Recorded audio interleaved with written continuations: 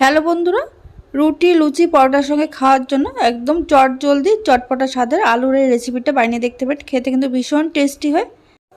তার জন্য এখানে দেখুন দুটো বড় সাইজের আলু আমি সিদ্ধ করে নিয়েছি প্রেসারে করে 3টে সিটি দিয়ে। তারপরে পুরোপুরি ঠান্ডা হওয়ার পর এরকম করে কেটে নিয়েছি। তবে আলুটা এমনভাবে সিদ্ধ করতে হবে যাতে পুরোপুরি গলে না যায়। এবার দেখুন একটা স্পেশাল ভাজা মশলা আমি রেডি করে নেব।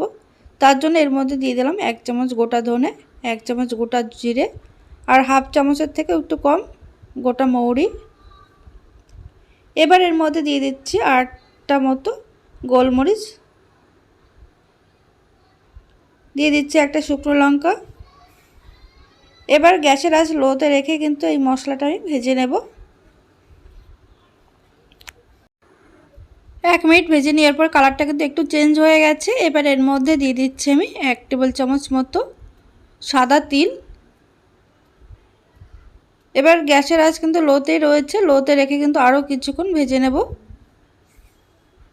তিলটা কিন্তু এই গোটা মশলাটা ভাজা হওয়ার পরে কিন্তু এই তিলটা দেবেন, নাহলে সব যদি একসাথে দেওয়া হয় তাহলে কিন্তু তিলটা কিন্তু আগে কিন্তু কালারটা চেঞ্জ হয়ে যাবে, পুড়ে যাবে আর খেতে কিন্তু একদমই ভালো লাগবে না।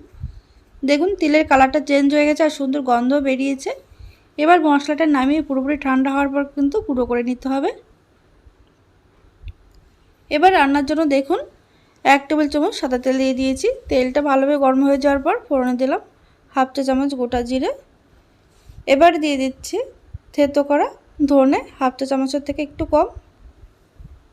দিয়ে দিচ্ছি সামান্য পরিমাণে হিং। হিঙের গন্ধ যদি ভালো না লাগে তাহলে কিন্তু স্কিপ করতে পারেন। আর দিয়ে দিলাম গ্রেট করা আদা হাফ চা চামচ মতো। গ্যাসের আঁচ লোতে রেখে কিন্তু মশলাটা একটু ভাজা ভাজা করে নেওয়ার পর এর মধ্যে দিয়ে দিলাম আমি একটা কাঁচা লঙ্কা কুচি। এবারে দেখুন সিদ্ধ করে কেটে রাখা আলুটা এর মধ্যে আমি দিয়ে দিচ্ছি। মিডিয়াম আঁচে কিছুক্ষণ নাড়াচাড়া করে নেব।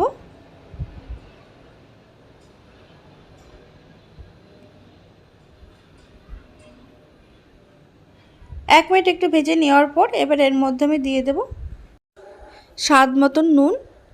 এবার এর মধ্যে আমি দিয়ে দিচ্ছি পরিমাণ মতন হলুদ। নুন আর হলুদ দিয়ে আলুটা কিন্তু আরও কিছুক্ষণ ভেজে নিতে হবে।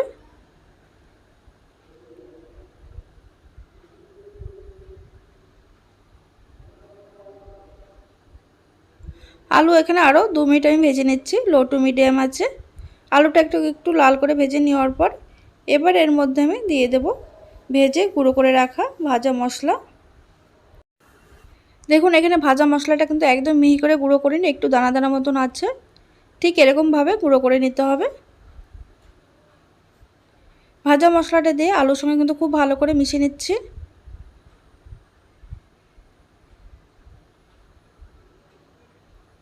মিশিয়ে নেওয়ার পর এবার এর মধ্যে আমি দিয়ে দেব 1 চা চামচ মতো আমচুর পাউডার। একটু চটপটা হবে আর খেতে কিন্তু ভীষণ ভালো লাগবে। আমচুর পাউডার না থাকলে আপনারা এখানে চাট মশলা বা লেবুর রসও ব্যবহার করতে পারেন। আমচুর পাউডার দিয়ে খুব ভালো করে আলুর সঙ্গে মিশিয়ে নিয়েছি। এবার দেখুন সবশেষে আমি দিয়ে দেব কিছুটা পরিমাণে ধনেপাতা কুচি। ধনেপাতা কুচিতে খুব ভালো করে মিশিয়ে নিলে কিন্তু একদম রেডি হয়ে যাবে দারুণ চটপটা স্বাদের আলুর এই রেসিপি। রুটি হোক বা লুচি পরোটা যার সঙ্গে খান না কেন খেতে কিন্তু অসাধারণ টেস্ট হয়। এটা কিন্তু ভাতের সঙ্গেও খেতে ভালো লাগে, এবার এমনিও খেতে কিন্তু দারুণ লাগে। তাহলে বন্ধুরা আজকের এই রেসিপি যদি ভালো লেগে থাকে লাইক কমেন্ট শেয়ার করতে ভুলবেন না। আর চ্যানেলকে সাবস্ক্রাইব করে পাশে থাকবেন আর আপনারা প্রচুর শেয়ার করে দেবেন।